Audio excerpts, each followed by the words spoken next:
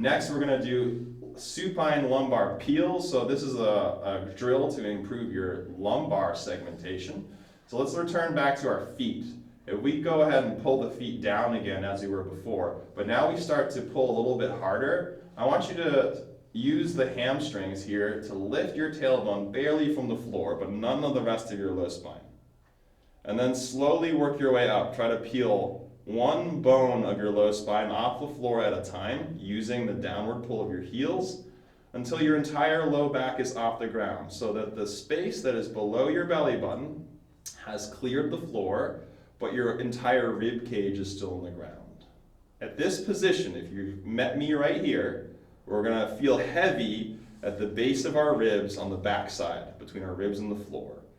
Use that heavy space and breathe into it to expand it. And then segmentally reset the spine back down, one bone at a time. All the way until just the tailbone has arrived on the floor and the back of the legs are now relaxed. So to enhance your awareness and connection with your low spine, I encourage that you use your hands here. So as the spine is peeling off the ground, we're going to kind of feel with our hands on the front side which portion of the spine is still on the ground as we work our way up. And then we'll kind of use our hands and work our way down as the spine sets back into the floor. So we're going to do this about 5 more times, and I want you to do it at your own pace.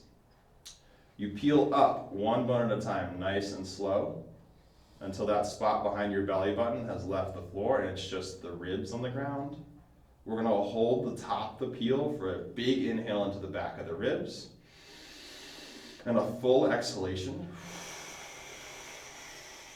Then segmentally reset the spine one bone at a time back to the floor. All right, so you can continue at your own pace, or you can follow me. We're going to do 4 more. I'm peeling up, bone by bone, trying to enhance my awareness of the separation of movement.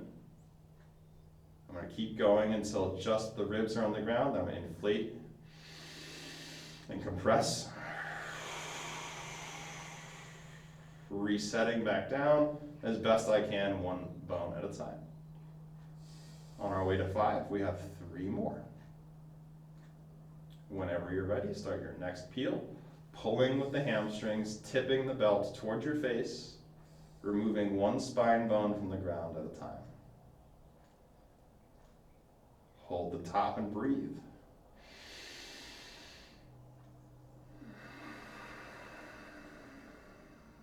Reset back down. I'm going to stop my cueing for the last 2 in case you are not synced up with me. That way you can just work on your own back.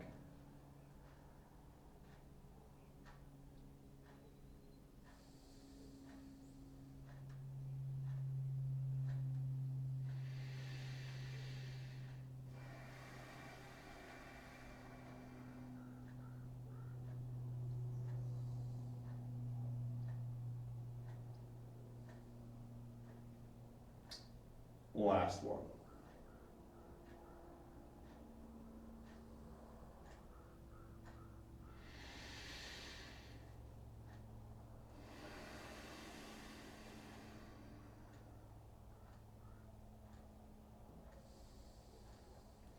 When you're all set, we're going to flip over. So we're going to do some cat-cow variations next. And we're going to see how well you can separate your upper spine from your lower spine. So we're going to start with just an experimental movement. We're going to try to do a cat-cow only in our low back from a quadruped base. Then we'll do a few drills that help us to enhance our separation of upper spine from lower spine. Then we'll return to the first drill and see how it feels different. All right, so the first drill, we go hands and knees. You can go on your fists if your wrists get uncomfortable on the ground. You want the hand under the shoulder, the knee under the hip. And I want you to imagine your rib cage is frozen in space. Maybe imagine you've taped a ruler across your sternum, so we cannot move the ribs or upper spine.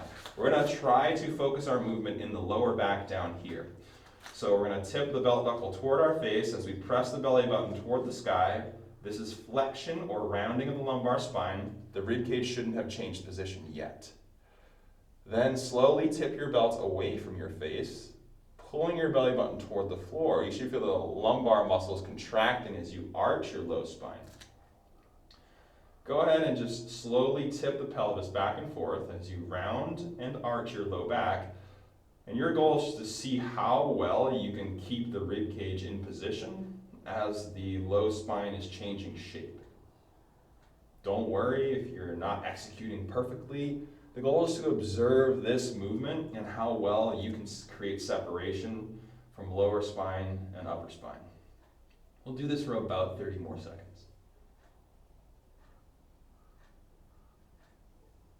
Remember, even though I'm cueing you to tip your belt towards your face and away from your face, moving your low spine is more than just tipping your pelvis.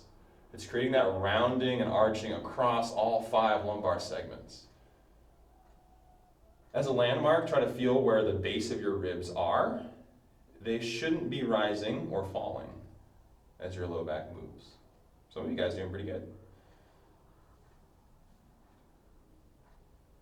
All right, now for our next setup, what we're going to do is we're going to constrain the upper spine so that it cannot move, and then we can practice moving the low spine as much as possible without any motion coming along from the upper spine. So the way we do this is simply we're going to rock down to our elbows, plant the top of the head on the floor, hands kind of cup around the top of the head. Keep most of the weight on your forearms, not your head, as you rock your shoulders forward over your head. This puts a big rounded position in your upper back, and it keeps your upper back here. And now in this base, I'm free to cat and cow my low back without my upper back moving along with me. I'm going to show you for a few more seconds. I'm going to pop up and take a look and make sure everyone looks good. We'll do about another 30 seconds of cat-cow here. Just localizing movement into the lumbar spine.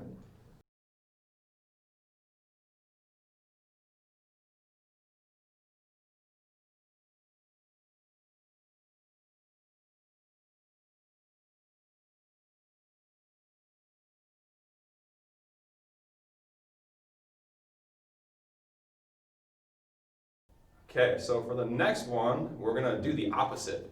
We're going to constrain the low spine to give us freedom to move the upper spine. So we're going to use a collapsed quadruped position. So sitting your hips back on your heels with your hands just in front of your knees. Now, if your knees don't like to be bent this far, all you got to do is sit on a pillow or a yoga block so that you're not bending the knee farther than you are comfortable. All right?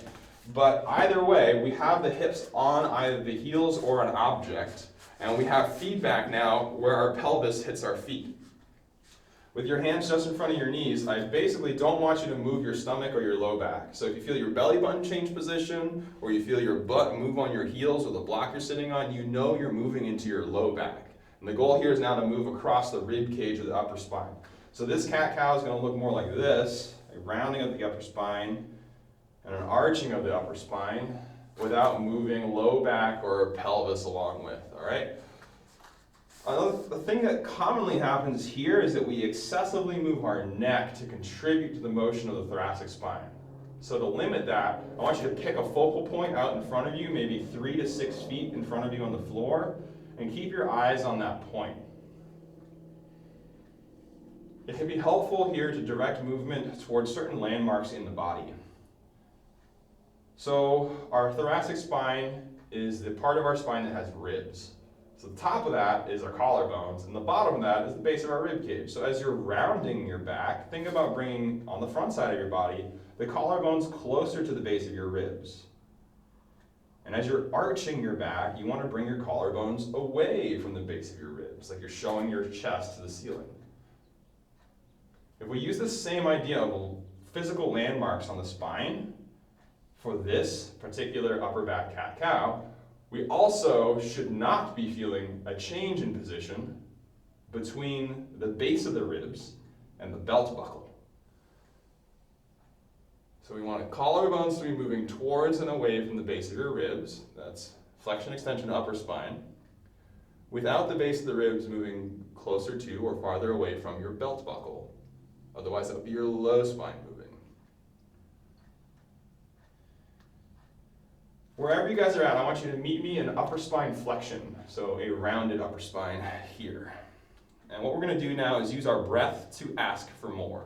So you're going to hold the current position you're in on an inhale.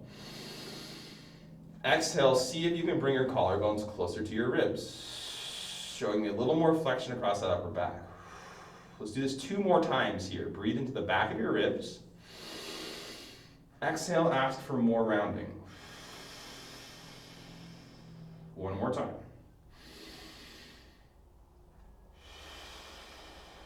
Slowly transition now to the arched position, so taking the collarbones away from the base of the ribs, and repeat 3 breaths. Hold position on the inhale. Ask for more on the exhale. Try to arch more. Think of your landmarks, collarbones away from ribs, ribs stay close to pelvis. You should feel that contraction building across your upper back. Eyes still on your focal point in your front.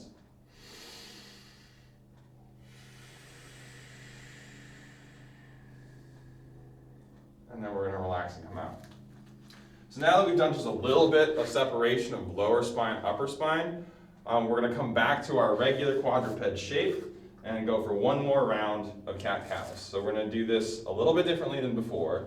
To challenge the separation of your lower spine and upper spine, we're going to try a segmented cat-cow. So watch me on my first rep. Basically what this means is we're going to move the spine in a wave, and for today, we're just going to initiate at the tailbone and move our way up to the neck. So if my spine is flat, I want to move into flexion. I'm going to start by tipping my belt toward my face. I'm going to move only at my low spine. Once my low spine has moved as much into rounding as it can, then I'm going to allow the movement to spread to my middle spine. Finally, my upper spine, and I'm fully rounded. As I move into extension, begin again at your tailbone. Tip your belt away from your face. Try to contract the lowest muscles in your back, extending those low spine segments. Slowly let that movement spread segmentally up the spine. So you're kind of letting it propagate to the mid-spine, base of the shoulder blades, across that upper back, and finally neck. All right, so if you can see yourself in your computer screen, it can be helpful to have that feedback. See if you can see low back moving first, and then spreading up to mid back, spreading to upper back. It can be really difficult to do this, so go very slowly, and if you have the option for visual feedback, use it. It's very helpful. I'm going to give you guys another minute to work on this. Nice and slow, from tailbone up to neck. Everyone's going to be doing this differently, depending on your level of body awareness. Just try to work on improving each rep a little bit over the previous.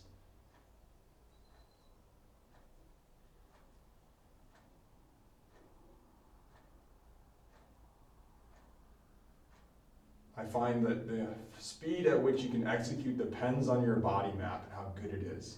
Go slow enough that you can continue to be deliberate with each movement. Every once in a while, check your head. You might notice it moving early.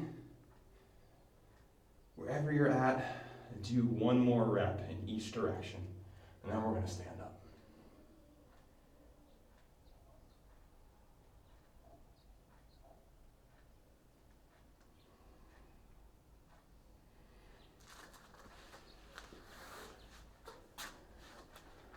That can be a pretty tough one to do, but it's a great way to kind of test if your body control or the quality of your mental connection to your spine is improving.